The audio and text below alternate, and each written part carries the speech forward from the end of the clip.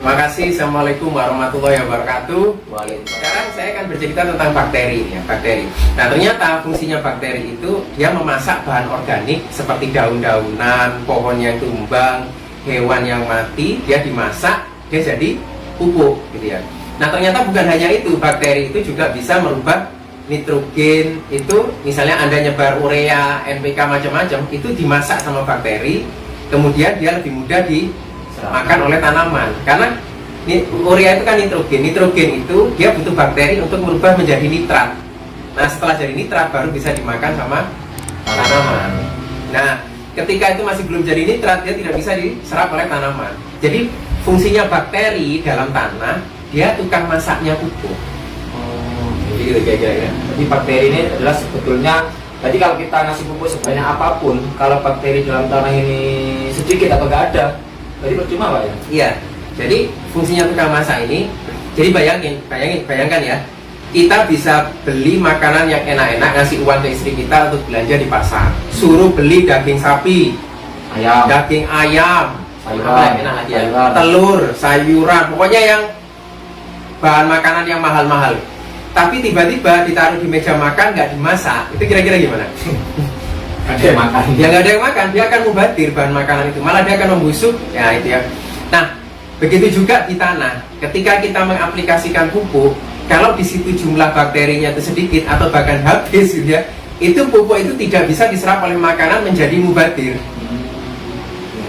Nah, mubadir. Nah, begini, kenapa saya cerita begini? Karena banyak kejadian sekarang di Indonesia itu, kenapa kok tanah itu tidak sesubur dulu? Karena banyak bakteri itu yang mati. Oh, bakterinya banyak mati. Banyak, jadi Penyebabnya apa? Jumlahnya berkurang. Nah, kalau saya bilang penyebabnya begini. Salah satu penyebabnya kenapa kok bakteri itu berkurang atau mati, kita itu terus terang ya, dalam pertanian kita itu kita tidak mungkin meninggalkan pestisida, ya, insektisida, fungisida dan herbisida. Karena kalau kita tidak pakai itu, kita tidak panen. Iya betul. Kita tidak panen.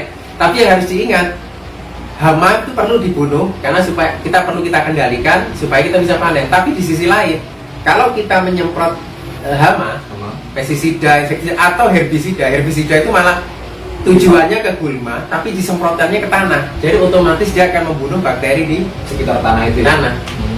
Nah, bakteri itu di tanah. Jadi dia akan banyak yang mati. Oke. Nah, begitu bakteri itu yang mati karena dia tukang masaknya, kemudian kita lakukan seperti itu bertahun-tahun. Jadi bayangin coba, kita secara sadar atau tidak sadar kita membunuh banyak bakteri di tanah. Nah, akhirnya apa yang terjadi? Yang terjadi begini nanti, begitu kita aplikasikan pupuk, dulu pupuknya sedikit, hasilnya bisa bagus karena bakterinya banyak. Jadi pupuk yang diaplikasikan, urea, NPK macam-macam, dikit aja dia sudah bagus. Nah, sekarang banyak kok nggak ngefek ya. Sekarang Pak, dulu cuma butuh setengah karung misalnya. Sekarang 2 karung Pak, baru bisa bagus. Kenapa? Karena jumlah tukang masaknya semakin sedikit. Nah, yang kita takutkan begini. Ketika pupuk kimia itu kita aplikasikan banyak di tanah, kemudian tukang masaknya itu jumlahnya sedikit, akhirnya banyak yang tidak termakan oleh tanaman. Kalau istilah kita itu kan apa? Mubadir ya. Ya, mubadir gitu. Mubadir. Nah, banyak sisa. Nah, sisa itu namanya residu. Nah, gitu. Nah, sisa itu, residu itu, kalau misalnya residu pupuk kimia itu banyak di tanah, kalau kena air, entah itu air hujan atau irigasi, dia seperti semen yang kena air, dia langsung merekat. Kayak lem. Iya, kayak lem. Dia akan keras. Nah, begitu itu tanahnya menjadi keras, bukan hanya keras ya. Kalau keras tanahnya, itu pertama pori-pori tanah akan tertutup. Jadi otomatis sirkulasi udara tidak lancar. Yang kedua, kemampuan air menahan air juga jadi menurun. Jadi kalau musim kemarau atau apa, dia bisa gampang pecah-pecah atau gampang air cepat hilang. Terus yang ketiga, hewan-hewan penyubur tanah, ya kayak cacing, kayak bahkan bakteri, karena bakteri ini kan juga hewan, itu dia akan banyak yang mati kena residu itu. Kenapa? pH-nya turun. Ketika terjadi pupuk kimia terlalu besar, banyak ya residunya, bukan hanya keras, pH itu akan turun, dia akan jadi asam. Nah, kalau kalau pH-nya itu asam, kan kita harus pahami ya, pH itu antara 1 sampai 14 misalnya ya. 7 itu 6,5 sampai 7,5 dia netral. Di bawah itu dia akan asam. Kalau di atas 7,5 dia akan basah ya. Nah, artinya kalau dia tanahnya asam, apa yang terjadi kalau di tanah asam? Banyak hewan itu tidak bisa hidup di tanah asam. Ya, contohnya begini. Saya ini kan punya ikan koi. Ini Mas Irul tahu ya? Ya, di rumah itu saya punya ikan koi. Nah, ikan koi itu kalau pH-nya terlalu turun, kena hujan berkali-kali, air hujan itu terus terang bersifat asam ya. Itu ikan itu bisa mati. Kalau sering. Iya, dia akan stres, tiba-tiba dia bisa kena penyakit, dia akan mati. Nah, jadi kalau banyak hewan penyebut tanah dia akan mati. Nah, makanya kenapa kalau zaman saya kecil dulu, kalau orang habis panen padi ya, panen padi, kemudian saya masih kecil dulu, saya bawa jaring. Jadi saya nyari ikan pader. Masih Pader apa? Banyak, tapi sekarang pader atau saya nyari ikan kutuk sama palik saya. Palik saya itu bawa tembakan apa? Ya, kayak panah itu. Ya, tembak angin itu. Nah, itu dos karena untuk nyari kutuk itu masih banyak. Tapi zaman sekarang ikan Nggak ada. sudah nggak ada karena tanah yang asam itu ikan bisa mati. Kalau dia kena tanah, bayangin ikan itu hewan yang agak besar, apalagi hewan yang kecil-kecil. Nah, terus parahnya lagi tanah asam itu dia akan meracuni tanaman. Penumpukan residu kimia itu menyebabkan tanah jadi asam. Nah, asam itu bisa merusak akar tanaman. Oke, tadi itulah salah satu kenapa kok mungkin itu teman-teman di sini para petani ya, kenapa kok petani teman-teman sekarang ini banyak yang mengalami kayak gagal panen karena tanah itu. Dan inilah jawabannya seperti itu. Tapi nanti ada solusinya Warif ya. Ya. Oke, solusi. Jadi tanah asam. Dan yang harus dipahami gini, akar itu penting akar. Ya, saya kemarin sama Pak Haji Anwar ya, sama Pak Haji Anwar di tanaman tembakau.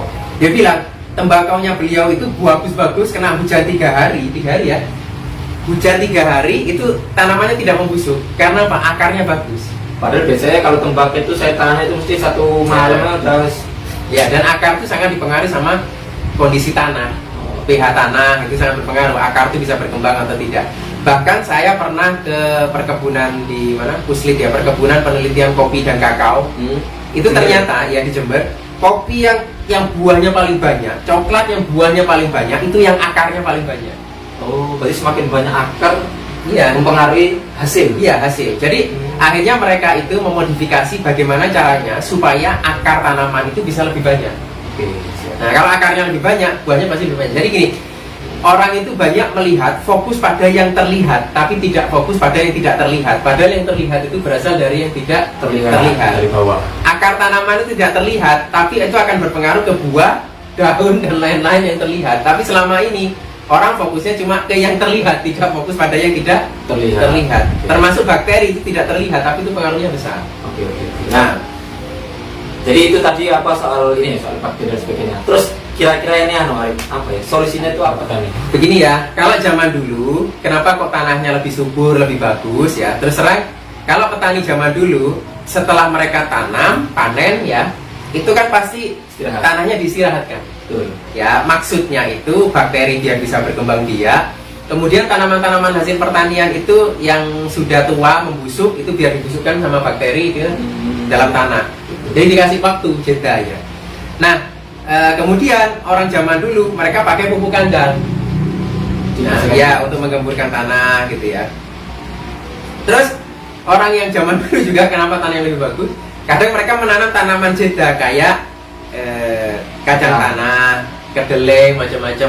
Yang ternyata tanaman-tanaman itu memang secara alami dia bersimbiosis dengan bakteri akarnya itu. Jadi bisa menyuburkan. Ya, jadi kayak misalnya kita kacang tanah, kalau kita cabut gitu ya, di akarnya itu kan ada perentul-perentulnya. Nah, itu ada bakteri penambat nitrogen namanya. Jadi dia bisa menghasilkan urea alami dari udara bebas dimasukkan ke dalam tanah. Dan tanah jadi gembur gitu ya. Oke. Nah, karena dia bekerja dengan bakteri. Nah, pertanyaannya sekarang, kenapa kok petani tidak memakai metode itu lagi zaman sekarang? Kelamaan ya. Kesuwen. Nah, ini ya, mungkin Mas Irul paham juga yang di lapangan. Saya sendiri juga sering nanya, ternyata apa? Kenapa kok petani tidak menggunakan metode itu lagi? Pertama, kalau pupukan 5 ton, 8 ton gitu, pupukan. Nah, mereka sudah bilang, ngangkatnya itu Pak, butuh biaya banyak, diangkut sendiri juga, bisa sakit pinggang. Terus yang kedua, mereka tidak pakai pupuk kandang lagi, biasanya bagus Pak, tapi butuh waktu lama untuk bagus. Setelah musim tanam kedua ketiga dia baru kelihatan bagus. Jadi mereka nggak sabar. Kalau pupuk kimia kan dikasih langsung kelihatan Pak. Nah ternyata mereka tidak pakai pupuk kandang lagi gitu ya, karena itu. Terus yang ketiga, mereka bilang pupuk kandang itu bisa banyak tumbuh rumput Pak. Gulma itu banyak yang tumbuh, akhirnya wah kerjaan lagi nih. Gitu, akhirnya mereka nggak mau pakai itu. Terus yang keempat ada lagi gatel Pak. Waduh, kalau aplikasi pupuk kandang, ada lagi yang pupuk kandang kadang bagus, kadang malah mati tanamannya. Kenapa? Kadang ada bakterinya yang kita harapkan kan bakteri yang bagus, tapi ternyata ada penumpang gelap, bakteri-bakteri patogen yang malah menyerang tanaman gitu ya. Nah terus saya tanya, Pak, kok sampai nggak nanam tanaman selah kayak tanaman kacang tanah, kedelai, macam-macam? Ternyata apa katanya? Saya ini sewa Pak, tanya. Kalau saya kasih tanaman selah, waduh, mana kacang harganya murah gitu nanti. Nanti kan sayang uang sewa saya, karena nanti habis waktunya. Mending saya tanam jagung atau lombok yang lagi bagus harganya gitu. Akhirnya tanamnya kan dieksploitasi habis-habisan. Nah itu yang permasalahan terjadi sekarang. Nah, tapi ternyata ahli pertanian di Indonesia itu tidak tinggal diam gitu. Mereka meneliti bagaimana caranya mengatasi persoalan pertanian di Indonesia. Akhirnya ditemukanlah namanya teknologi isolasi bakteri. Nah, isolasi bakteri ya. Jadi bakteri yang bagus itu diambil, yang dibutuhkan oleh tanah, dikembangbiakan gitu ya. Kemudian setelah siap pakai, bakteri itu dibuat dorman atau dibuat mati suri. Oke, ditidurkan lah. Ya, dibuat dorman mati suri. Nah, seperti ini contohnya ya. Nah, kebetulan ini kita ada di grup petani biobos. Nah, ini biobos ini adalah bakteri yang sudah dibuat dorman. Jadi setelah siap pakai dia bisa dorman. Nah pertanyaan, kenapa kok dibuat dorman mati suri? Supaya bisa dipakai dalam jangka waktu yang lama. Nah sebenarnya begini ya, sekarang ini terus terang saya salut sama pemerintah juga. Sekarang sudah banyak pelatihan membuat bakteri-bakteri sendiri di lapangan, di rumah kita gitu, dibikin sendiri. Itu memang bagus dan itu sama-sama menyuburkan tanah. Cuma ternyata setelah saya tanyakan ke petani, pertama kok nggak ngolah bakteri Pak? Ya Mas, saya nggak ada waktu gitu.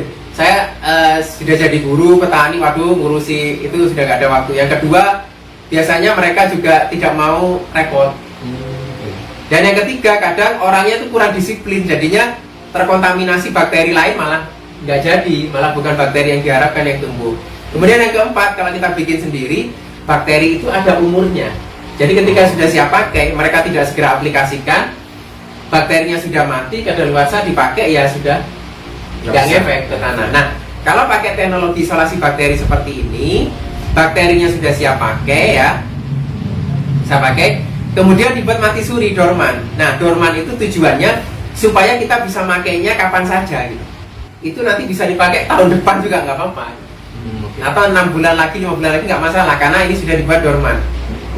Nah, itu ya. Terus kelebihan kalau pakai ini, dia lebih praktis. Jadi tinggal campur air 10 menit langsung aplikasi ke tanah. Kadang kan ada juga bakteri yang dicampur kayak ini, apa namanya, tebu, apa namanya, kayak gula. Kadang juga dicampur sama tetes apa. Itu kali ini cukup dengan. Nah, ya. Begini ya, kenapa kok kadang ada yang mencampur pakai gula, pakai tetes tebu? Karena memang jumlah bakterinya sedikit, jadi dia cuma menaruh biangnya saja di situ. Oke.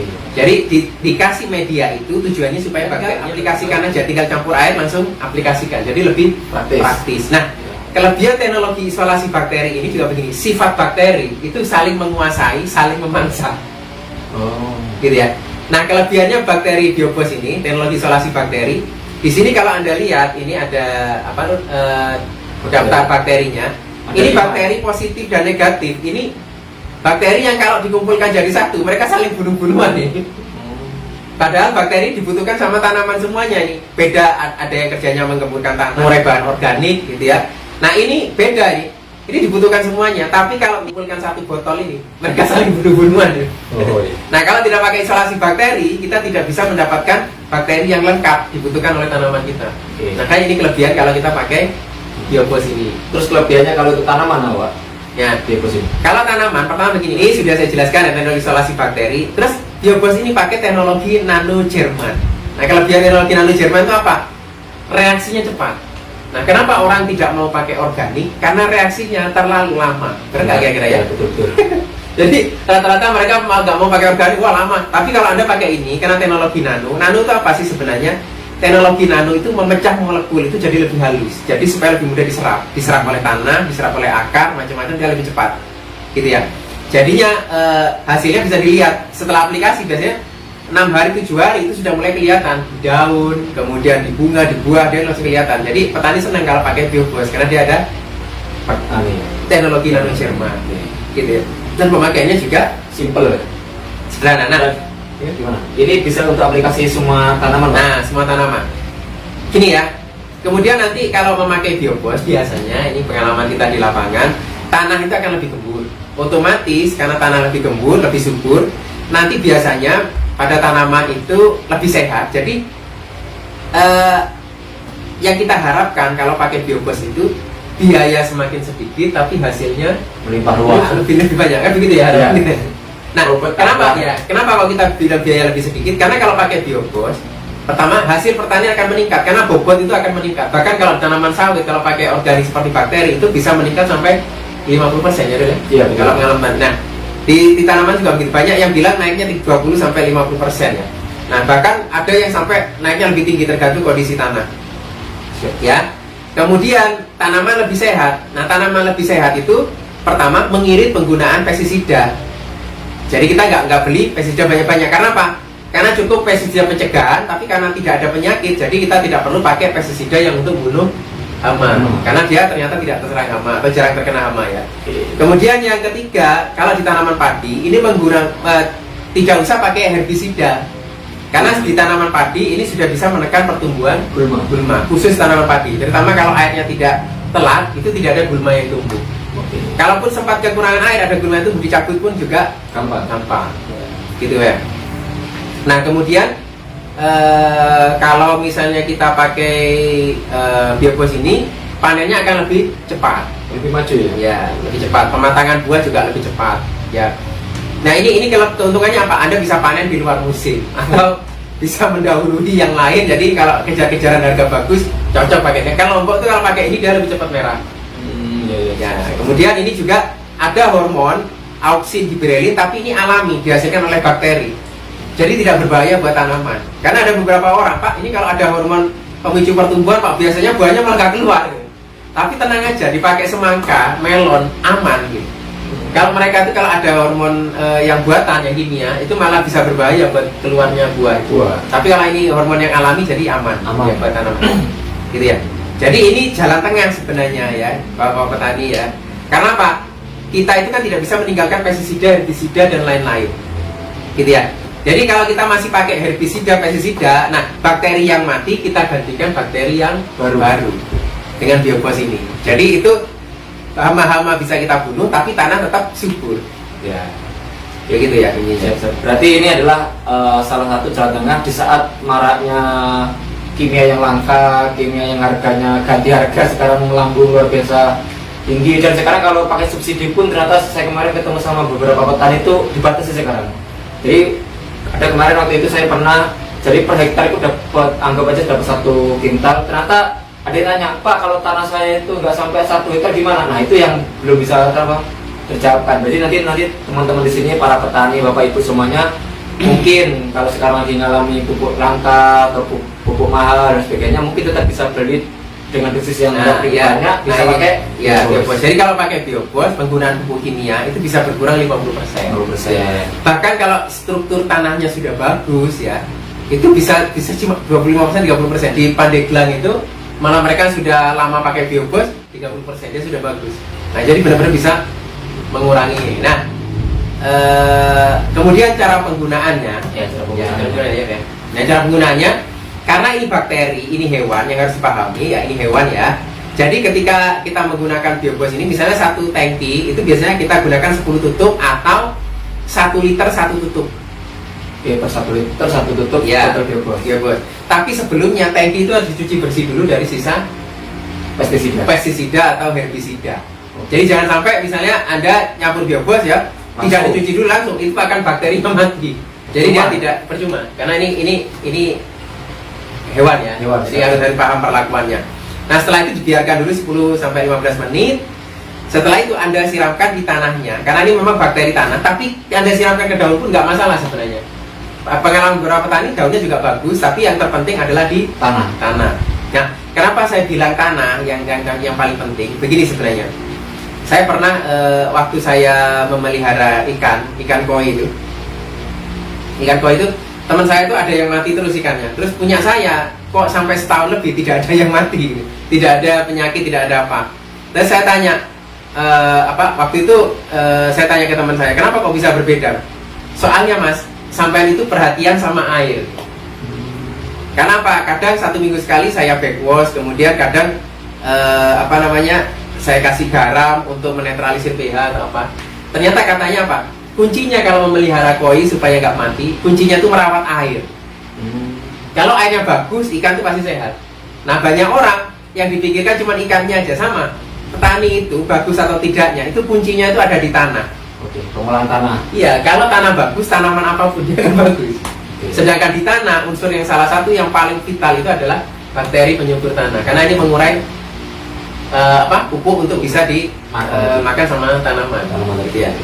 Jadi ini 10 tutup 1 tangki ya, atau 1 liter 1 tutup, kemudian dibiarkan 10 menit. Kemudian kalau pada tanaman padi 3 hari atau 5 hari sebelum tanam itu sampai semprot dulu.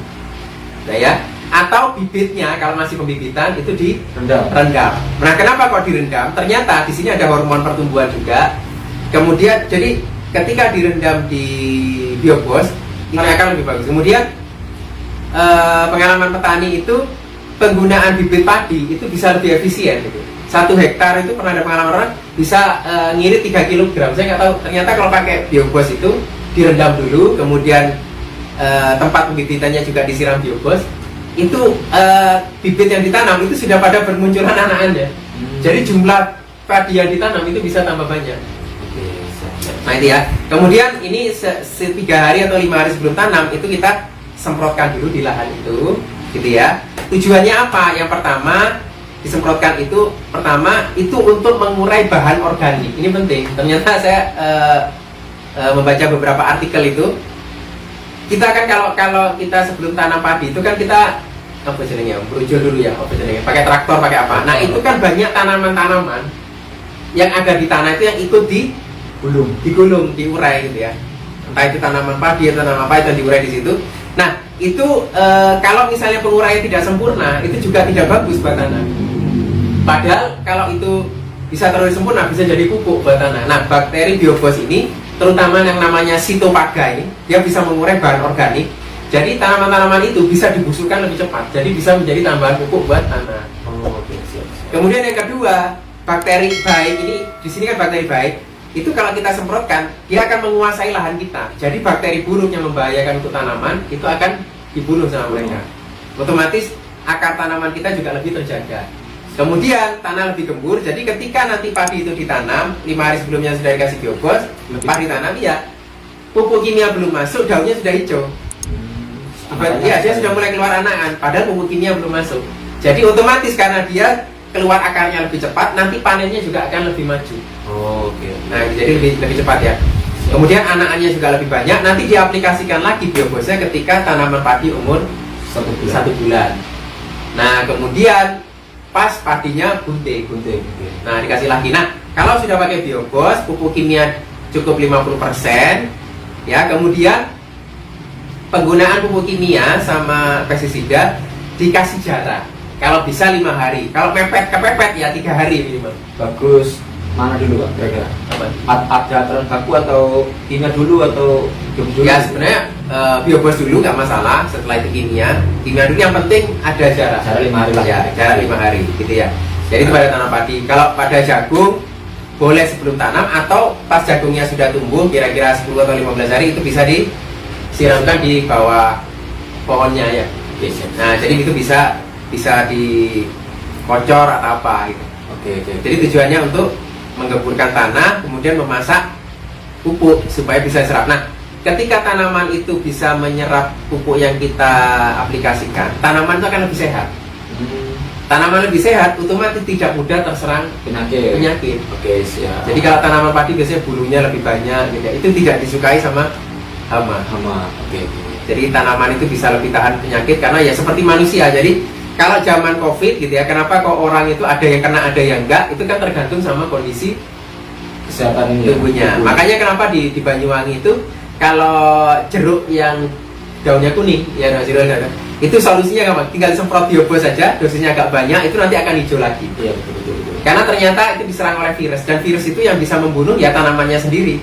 Ketika tanamannya sehat, virus itu akan dibunuh dengan sistem pertahanan pada tanaman tersebut. Oke, siap.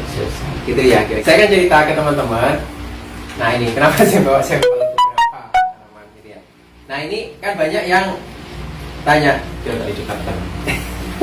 ya tanaman asam basa tanah itu ternyata bisa dilihat dari tanaman yang tumbuh di lahan pertanian kita ya. Jadi kalau tanaman yang tumbuh di sekitar situ, misalnya tanaman yang tumbuh ini kayak gini. Nah ilalang, rumput ilalang kayak gini ya, alang-alang itu. Ya. Biasanya tanah di situ asam. Nah, tanahnya asam. Gitu ya, atau kita bisa pakai pH meter, tapi dilihat dari tanamannya sudah kelihatan. Kemudian kalau tumbuh tanaman-tanaman yang daunnya lebar kayak gini ya, misalnya contohnya lebar-lebar kayak gini. Nah, itu biasanya tanah yang normal, pH-nya netral. Berarti ciri-cirinya Yang dilihat dari ya, daun-daun yang bulat-bulat itu biasanya tanamannya netral. Nah, kalau yang tumbuh pakis kayak gini, ini biasanya basah. Nah, yang terbaik adalah yang pH-nya normal atau netral. Nah, jadi ciri-cirinya tinggal teman-teman di sini para petani seharusnya nggak perlu juga tes pH ya, Bro? ya, Tinggal ya lihat ini salah satu indikatornya. indikatornya. Tapi yang murah memang pakai kunir. Kunir ya? Ya, kunir itu bisa dipotong gitu ya. Kemudian tanah itu dikasih air dikit, kemudian kunirnya dicemplung dimasukkan ke situ kira-kira 30 menit, dilihat warnanya. Kalau warnanya itu memudar, berarti dia asam. Kalau warnanya tetap kuning, normal. Kemudian kalau warnanya agak kebiru-biruan, berarti dia basah. Oh, berarti tanah dikasih lubang. Bukan kasih lubang. Jadi tanah dimasukkan ke wadah, Tanah dikasih air dikit, gitu ya, terus nanti ditaruh di situ. Nah, nanti bisa untuk deteksi juga bisa. Jadi itu untuk tahu. Nah, biasanya makanya kenapa waktu itu saya sama Mas Irul sempat di tempatnya Pak Saino ya, yang di tanaman apa namanya itu? Pepaya ya. Pisang ya, pisang. Nah, di situ yang kita ke biobos itu rata-rata yang tumbuh itu kan gulmanya kayak gini. Jadi daun-daunnya lebar-lebar. Kemudian cabutnya juga mudah. Tapi yang tidak pakai biobos itu biasanya rumput-rumput yang daunnya kecil. Daun-daun yang kayak gini ya, alang-alang. Nah, gitu. Jadi karena itu indikator berarti ternyata biobos itu bisa mengubah struktur tanah. Jadi pH-nya menjadi pH netral gitu. Hujan itu kenapa kok berbahaya buat tanaman? Karena hujan itu pH-nya asam. Jadi pH-nya asam. Banyak orang yang tidak paham. Jadi ketika musim penghujan mereka banyak ngasih urea. Jadi tambah pH-nya semakin turun. Nah, kemudian padahal hujan sendiri itu sudah membawa unsur nitrogen sebenarnya ya. Nah, sedangkan kalau pakai biobos kimianya kan lebih sedikit. Kalaupun ada unsur N, itu akan langsung diurai sama bakteri menjadi nitrat. Dia malah bagus buat tanaman. Jadi akarnya itu bisa lebih kuat. Dan karena pH-nya tetap terjaga, jadi tidak teracuni oleh kondisi pH tanah karena adanya hujan. Ya, pesan saya ya untuk Anda gitu, gunakan biobos di lahan pertanian Anda untuk merawat tanah. Karena kuncinya itu ada di tanah. Jadi kalau tanah itu yang bagus, tanaman apa aja yang ditaruh di situ dia akan jadi bagus. Dan kuncinya ternyata jumlah bakteri yang baik yang ada di dalam tanah, gitu ya kuncinya. Nah, jadi intinya ini jalan tengah. Anda tetap bisa gunakan pestisida, herbisida atau apapun, ya. Tetapi kita tetap gunakan biobos. Jadi apa? Bakteri yang kita bunuh itu kita ganti yang baru. Jadi ini jalan tengah. Ya, jadi tanah hama bisa terkendali, tapi tanah tetap subur. Nah, gitu. Kemudian penggunaan pupuk kimia lebih sedikit, kemudian penggunaan pestisida juga lebih sedikit. Jadinya ini benar-benar bisa mengirit biaya, tapi hasilnya juga lebih banyak. Nah, lebih mantap. Oke, itu adalah ya luar biasa ya. Terima kasih buat Bapak Arif Rama Saputro yang sudah mau meluangkan waktu, mau membagi ilmunya malam ini.